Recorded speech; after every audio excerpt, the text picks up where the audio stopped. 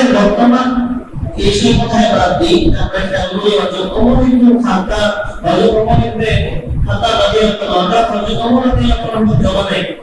উনি রাতের বেলা কিন্তু মাত্র মানে বাইরে থেকে বের হয়ে বুঝলেন যে কে অবস্থ আছে, কে ঋণগ্রস্ত আছে, কে এরকম আছে, এরকম একদিন থেকে রাতে বের হয়েছে।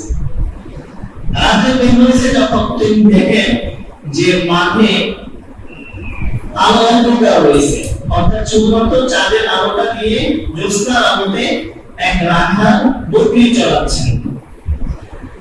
তখন ওমর ইবনে খাত্তাব রাদিয়াল্লাহু আনহু চিন্তা করলেন যে রাখালকে আমি একটু পরীক্ষা করে দেখি, এই রাখালটা আল্লাহর দিকে ভয় পেয়ে আছে কিনা ওটা দেখি।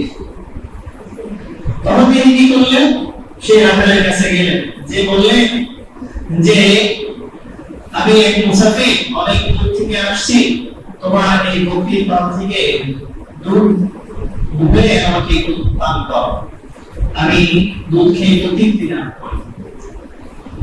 তখন ওই রাখাল বললে যে বকরির মালিক তো আমি না, বকরির মালিক যে সে আমাকে শুধুমাত্র বকরি চড়ানোর জন্য দিয়েছে, কিন্তু পান করার জন্য আমাকে দেই, এই জন্য আমি এটা দিতে পারছি না।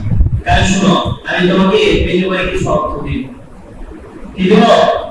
অর্থ দিব, তুমি আমাকে পাও। তখন ওই রাখাল কি বললেন, ইয়া হাদা ফাইল আল্লাহ, হে আল্লাহর বান্দা, আল্লাহ কোথায়? আল্লাহ কোথায়? অর্থাৎ তুমি তো ঠিক আমাকে টাকা দিবে, আমি দিলাম, আমার পুরো আমার কিলো আমার প্রয়োজনের দিকে দিলাম, কিন্তু আমার মালিক দেখতেছে না, কিন্তু তারও মালিক তো আছে। কে আছে? আল্লাহ। আল্লাহ কি করতেছে? দেখতেছে।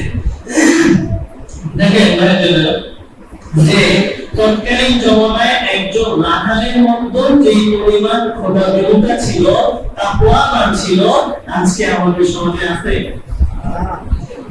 প্রকাশ্যে খুনখারাপি হচ্ছে, চুরি ডাকাতি হচ্ছে, রাহাজানি হচ্ছে, সন্ত্রাসী কত কিছু হয়ে যাচ্ছে, কিন্তু দিলের মধ্যে এতটুকু পরিমাণ ভয় নাই যে আমার আল্লাহ দেখতেছে, আমি তো আল্লাহর কাছে ফিরে যেতে হবে, আমি যা করতেছি এটার জন্য হিসাব তো আমাকে আল্লাহর কাছে দিতে হবে।